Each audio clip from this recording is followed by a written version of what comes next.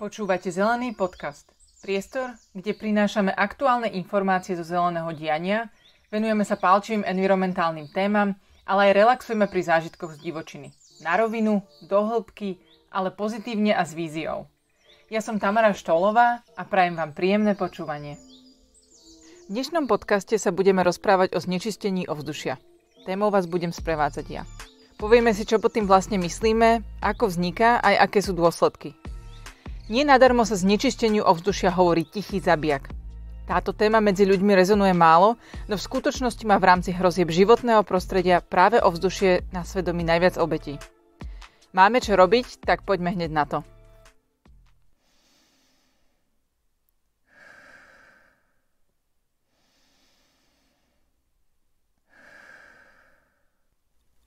Ovzdušie je téma, ktorá sa nás všetkých bytostne týka. Vzduch predsa zdieľame a dýchať musí každý. No znečistenie vo vzduší je väčšinou neviditeľné, nevnímame ho a dôsledky v podobe zhoršeného zdravia prichádzajú pomaly. Aj kvalita života sa znižuje nebadane. Aj ja som sa k tejto téme dostala pred rokmi tak trochu náhodou. Bývam blízko priemyselnej zóny, kde zhodou okolností to znečistenie vidieť aj cítiť. Je to vlastne šťastie. Mojou motiváciou bol spočiatku fakt, že si nemôžem ísť zabehať kedy chcem a kam chcem. A že v určité dni jednoducho nemôžem vetrať, lebo vonku hrozne smrdí. No ako som sa do témy dostávala viac, prišla obava o zdravie mňa aj mojej rodiny. A túto moju motiváciu postupne ďalšie vedomosti a skúsenosti len zosilňovali. Dnes môžem povedať stručne a jasne, že znečistenie ovzdušia je zásadná téma, ktorej sa urgentne potrebujeme venovať. Ročne má na Slovensku na svedomí viac ako 5400 predčasných úmrtí. Ak si to chcete predstaviť, tak je to viac ako v dôsledku automobilových nehôd aj pitia alkoholu dokopy. Je to zároveň v Európskej únii, v celej Európskej únii vyhlásené za najväčšie environmentálne riziko pre zdravie ľudí. To znamená, to znečistené ovzdušie je úplná topka. Možno ste v poslednej dobe zachytili informáciu, že hmla, ktorú v tieto dni zažívame, nie je len taká obyčajná hmla. V skutočnosti ide o vlhkosť, ktorá sa naväzuje na prachové častice vo vzduší. Tie sú síce veľmi malé, ale o to škodlivejšie. Chcete vedieť, aké je aktuálne znečistenie ovzdušia? Na svojom Instagramovom účte Tamara Stohlová spúšťam od decembra pravidelné a zrozumiteľné spravodajstvo o ovzduší a tiež odporúčania, ako sa v daný deň chrániť.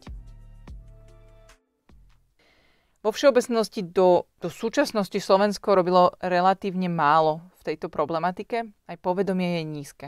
Mám taký príbeh môjho kamaráta, ktorý podľa mňa pekne ilustruje tento problém a to nízke povedomie. Tento môj kamarát býval istú dobu v Číne. A keď prišiel do Číny, tak nabehol na zvyk, ktorý tam ľudia majú. A to znamená, nainštaloval si aplikáciu, ktorá oznamuje stupeň znečistenia ovzdušia a riadil sa opatreniami, ktoré z toho vyplývajú. To znamená, napríklad nosil to antismogové rúško. Totiž v Číne je povedomie veľmi vysoké. To znamená, že ľudia prispôsobili tomu svoje správanie a chránia sa. No a tento môj kamarát, keď sa vrátil z tej Číny, tak si tú aplikáciu nechal nainštalovanú. Tá aplikácia funguje tak, že teda keď ju otvoríte, na základe lokality vám vyhodí dáta aj pre tú vašu danú lokalitu. No a zistil, že aj na Slovensku máme chvíle, keď by si ľudia v Číne nasadili rúško. To znamená, máme tu tak znečistené ovzdušie v niektorých obdobiach, že je to skutočný problém, ktorý v krajinách, kde to povedomie je väčšie a vyššie, by brali vážne a chránili by sa, ale my to nerobíme, pretože vlastne netušíme, že je to problém. Treba si povedať, že toto aj oficiálnou cestou uznala Európska únia. V roku 2014 bol, myslím, začatý proti Slovenskej republike tzv. Infringement a v roku 2018 sme sa tak povediac, na poslednú chvíľu ochlb minuli žalobe, oficiálnej žalobe. No a podľa mojich informácií sa to nestalo preto, že by nejak rapidne zásadne stúpla kvalita ovzdušia, ale preto, že neboli k dispozícii dáta. Jednoducho väčšina meracích staníc mala v tom čase také veľké výpadky, že neboli spoľahlivé dáta, na základe ktorých by sa dalo rozhodnúť o tom, že vlastne aký je stav, a tak sa tá žaloba nepodala. Takisto veľmi aktuálna téma, ktorá by mala nám tú dôležitosť znečisteného ovzdušia zvyšovať, je pandémia, ktorej v súčasnosti čelíme. Máme rukolapné vedecké dôkazy o tom, že jednak sa v prostredí znečisteného ovzdušia, kde vlastne v ovzduší sa pohybujú, alebo teda sú rozptýlené prachové častice, sa vírusu ľahšie darí šíriť a dokáže dlhšie prežiť. Takisto máme štúdie, ktoré hovoria o tom, že v znečistenom ovzduší majú ľudia oslabenú imunitu a sú teda náchylnejší ochorieť na COVID a zároveň môžu mať, alebo majú pravdepodobnosť horšieho priebehu. Možno si hovoríte, že veď dobre, ale či to nie je problém na jednej strane aj tých rozvojových krajín, kde je znečisťujúci priemysel, ale aj celej tej západnej Európy, lebo však všetci žijeme tak nejako podobne. No práve ten problém je, že najhoršie ovzdušie v Európe majú práve krajiny V4, najmä Česko, Poľsko a aj Slovensko. Slovensko konkrétne má tretie najvyššie znečistenie PM časticami, o ktorých si neskôr povieme, a to je vlastne práve tie PM častice sú to, čo nás najviac trápi momentálne v súvislosti so zdravím. Na druhej strane si treba povedať, že historicky sa to ovzdušie momentálne, jeho kvalita nezhoršuje, ako tak vo všeobecnosti, vo veľkom. Ale jednoznačne sa spomaluje pomalšie, ako by sa mohlo. Totiž zásadným spôsobom je možnosť, alebo teda sa zlepšili emisie a znečistenie ovzdušia z priemyslu aj vďaka reguláciám, ktoré k nám prichádzali z Európskej únie. Takisto sa zlepšujú technológie napríklad na vykurovanie, ktoré sú jedným zo zdrojov znečistenia ovzdušia. Problém je, že či si vlastne ľudia môžu dovoliť tieto technológie nahrádzať takým tempom, ako by bolo najlepšie pre naše zdravie. Ale dôležité je, že tie technológie existujú. Na druhej strane máme problém s tým na Slovensku, že podiel automobilovej dopravy sa neustále zvyšuje. Za 10 rokov miera automobilizácie na Slovensku narástla o 46%. A samozrejme to spôsobuje aj iné problémy mimo samotného znečistenia ovzdušia, dopravné zápchy, kolaps, parkovanie a tak ďalej, zaberanie verejného priestoru. Asi si to viete predstaviť. No a ďalším zhoršujúcim faktorom je klíma, ktorá vlastne niektoré faktory, ktoré prispievajú k znečisteniu ovzdušia, napríklad tak špecifická smogová situácia býva v lete počas dlhotrvajúcich horúčav. My keď máme vlastne vďaka klimatickej zmene väčšiu intenzitu tých období horúčav, tak reálne máme väčší problém aj so znečistením ovzdušia.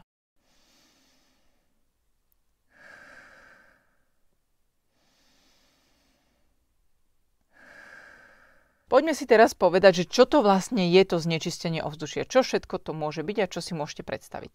Spomínala som už tie PM častice, čo sú pevné častice alebo prachové častice sa niekedy uvádza. Sú to vlastne drobné, tuhé častice, ktoré sú rozptýlené vo vzduši a takéto PM10 a PM2,5, tak tá číslica nám hovorí o veľkosti. Pričom väčšinou sa pripodobňuje ich veľkosť k hrúbke vlasu, a treba povedať, že sú ešte násobne menšie oproti hrúbke vlasu. Ďalším znečisťovateľom, alebo teda znečisťujúcou látkou je ozón. Ďalej benzopyrén, oxidy dusíka, tie sú najmä z dopravy, oxidy síry, ťažké kovy, ktoré sú vlastne rozptýlené vo vzduši. No a tieto všetky látky buď teda my vypúšťame z nejakých zdrojov, alebo oni môžu vznikať aj nejakými reakciami chemickými priamo v ovzduši. Zároveň samozrejme nie všade na Slovensku je situácia rovnaká. Máme tu nejaké faktory, ktoré ovplyvňujú vznik nekvalitného ovzdušia. Samozrejme v prvom rade musíme mať, alebo teda je dôležité, či máme na mieste zdroj tých emisí. Hej, že či tam máme nejakú fabriku, či tam máme nejakú dopravu hustú a tak ďalej. Samozrejme znečistenie môže cestovať aj na nejakú diaľku, ale väčšinou tá miera toho znečistenia býva nižšia, nie je to také zásadné. Máme aj meracie stanice, ktoré vlastne špecificky sú v takých tých čistejších oblastiach bez lokálnych zdrojov znečistenia a tie práve merajú akože to, že ako ďaleko sa vie rozptýliť to znečistenie, ktoré vlastne pochádza z iných lokalít.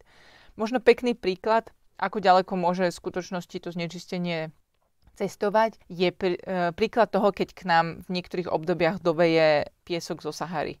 Pretože práve tie čiastočky piesku sú tiež pevné častice, sú prírodného pôvodu, no ale tiež s nimi máme problém, hej, keď k nám dovejú na Slovensko. A zároveň to pekne ilustruje tú diaľku, že naozaj to môžu byť až tisícky kilometrov a preto je to globálna téma.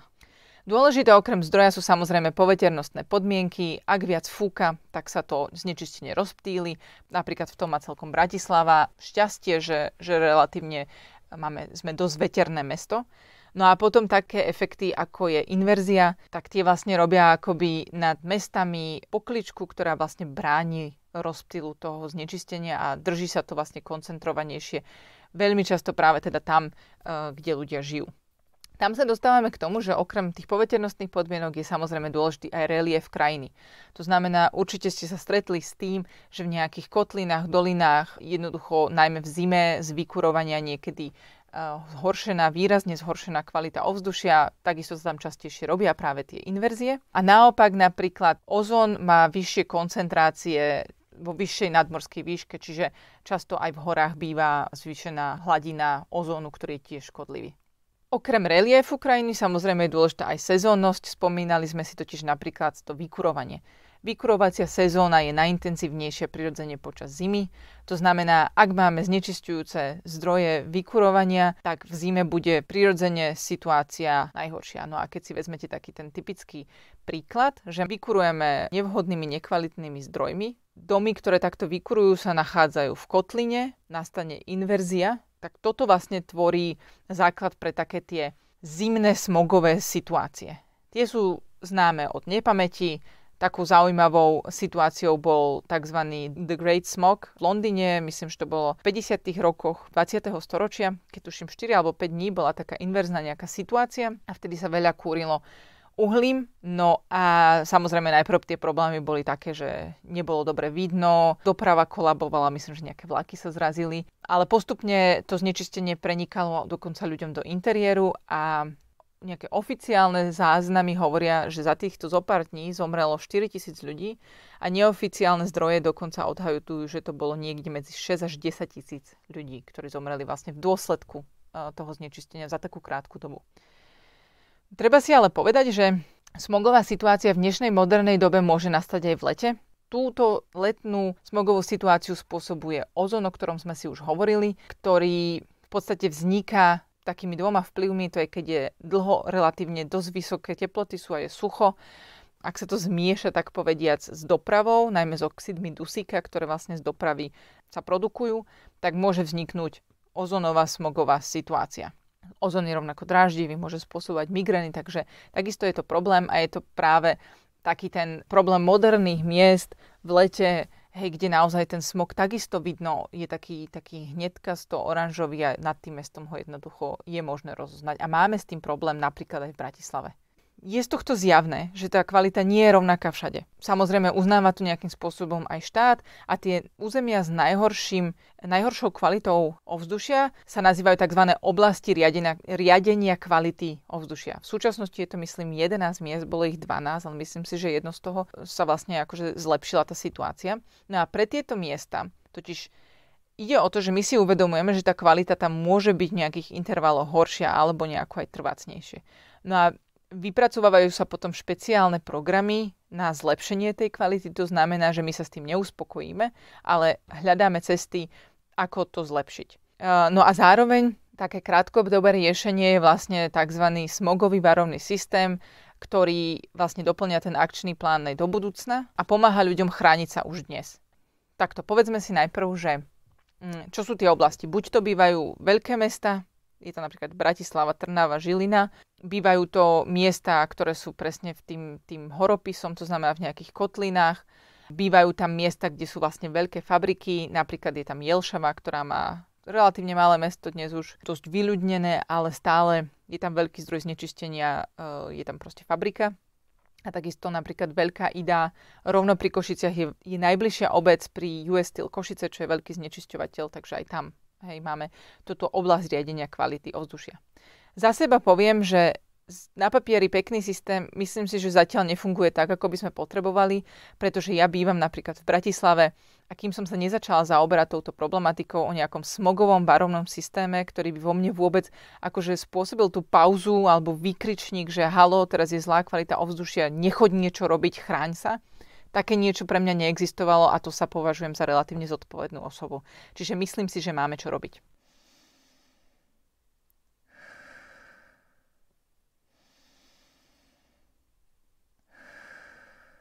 Už sme si teda načetli to, ako vzniká to znečistenie, poďme si niečo povedať k tým zdrojom.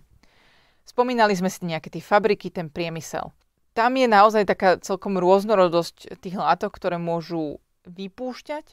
Do veľkej miery je to zregulované európskymi smernicami, čo je vlastne teda pozitívne. Ten priemysel sa stal naozaj oproti histórii, keď sme mali v socializme ťažký priemysel, tak sa stal menším znečisťovateľom a tá situácia sa zlepšuje. Na Slovensku je podľa mňa problémom stále kontrola, pretože ak nemáme dobrý kontrolný systém, tak sa niekedy ťažko dohliada na to, že či tie regulácie sú skutočne tými fabrikami jednoducho aj dodržiavané. Pretože samozrejme, aby sa tá kvalita nezhoršovala alebo naopak, aby sa zlepšovala, tak treba na to investície. A pokiaľ ten kontrolný systém a pokuty nemáme v takej míške, že to motivuje tých ľudí, ak si to môžu dovoliť, tak to uprednostia pred tou investíciou, pokiaľ naozaj ten zamestnávateľ alebo majiteľ nie je veľmi zodpovedný. Ďalším dobre známym zdrojom je doprava. To poznáme najmä z veľkých miest, z dopravných uzlov.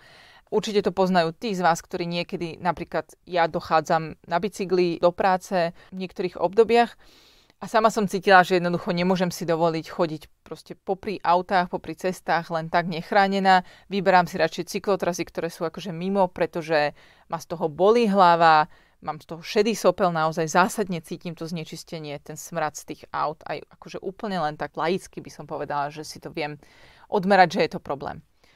No a ak si to máme tak zaradiť, tak problémom je tá vysoká miera automobilizácie, že tá individuálna doprava je u nás dosť zásadná. Takisto je to tranzit, to znamená, ak nemáme obchvaty a ak tranzit chodí cez dediny alebo proste priamo cez mesto, tak je to problém. A potom taká čerešnička na doriešenie je starý vozový park MHD. Ale tam si treba povedať, že stále keby ste mali situáciu, že máte starý autobus, 40 miest, naplníte ľuďmi, porovnáte jeho emisie so situáciou, keby tých 40 ľudí v najmodernejších spaľovacích motoroch si proste sadlo do tých 40 aut, tak ten autobus toho vyjde lepšie. Veľkým problémom na Slovensku je lokálne kúrenie. Je to problém kvôli materiálu, alebo teda zdrojom, ktoré pálime.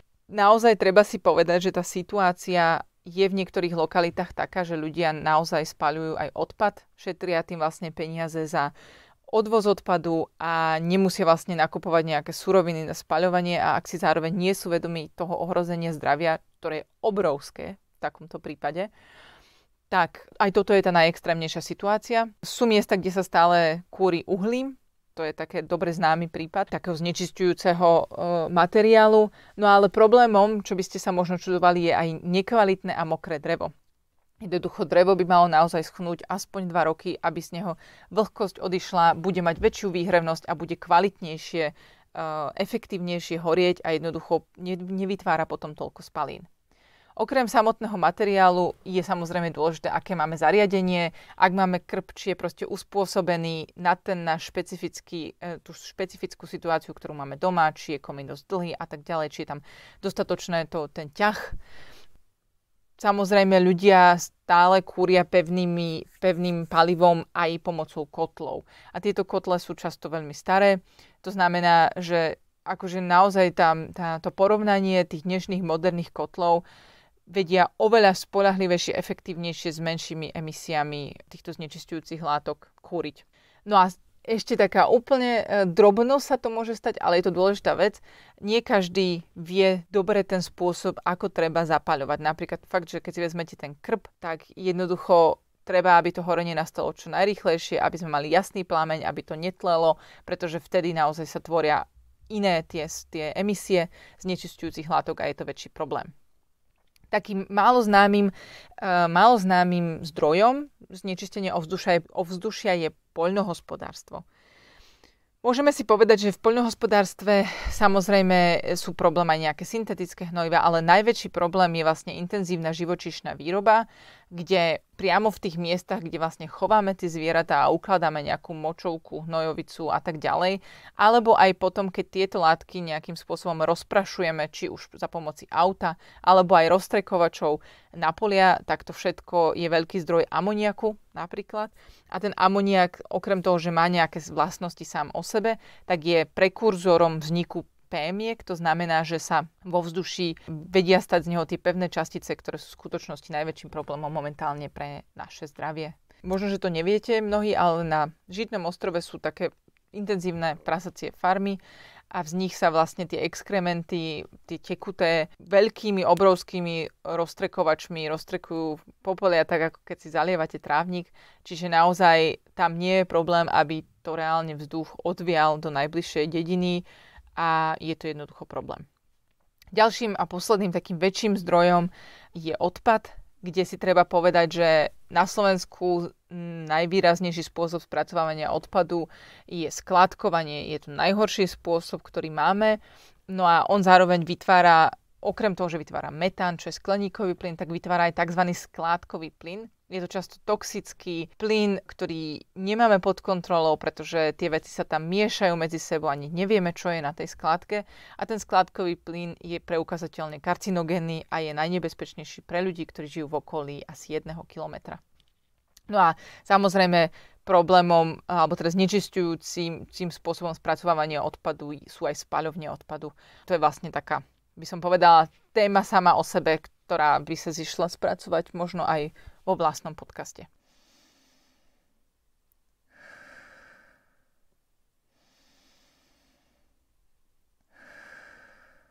Rada by som ale prešla k tomu, že prečo nám na tomto má záležať, prečo proste je to problém, lebo logicky to znie, ako máme teóriu. Ale ten najväčší problém znečistenia ovzdušia je naozaj to ohrozenie zdravia. Tie dopady na zdravie sú naozaj širokospektrálne. Ani by ste to nepovedali a často je preto veľmi ťažké identifikovať, že daný problém zdravotný pochádza práve zo znečisteného ovzdušia. Pohybujeme sa od chorôb, ako je teda od problémov s dýchacím traktom, cez kardiovaskulárne ochorenia, ako je mŕtvica, rakoviny. Reprodukčné zdravie je zásadne ovplyvňované, plodnosť, zdravie plodu, priebeh tehotenstva, hmotnosť pri narodení alebo aj predčasný pôrod. To všetko môže ovplyvniť znečistené ovzdušie. Takisto neurologické poruchy a až ten extrém je tá predčasná smrť. Tieto informácie je dobré vedieť, dobré poznať, najmä ak máte aj nejaké problémy, tak porozhliadnúť sa, že v akom prostredí to vlastne žijete, ale najmä je to dôležité preto, aby sme si toho boli vedomí a vyvíjali tlak na to, aby sa tá situácia zásadne zlepšila. Najdôležitejšie je to asi poznať pre rizikové skupiny, čo sú tehotné ženy, deti, starší ľudia. Táto trojica ľudí naozaj, keď je zlá situácia, skutočne je lepšie zostať doma, chrániť sa a tak ďalej. No a potom takou zaujímavou skupinou sú vlastne športovci.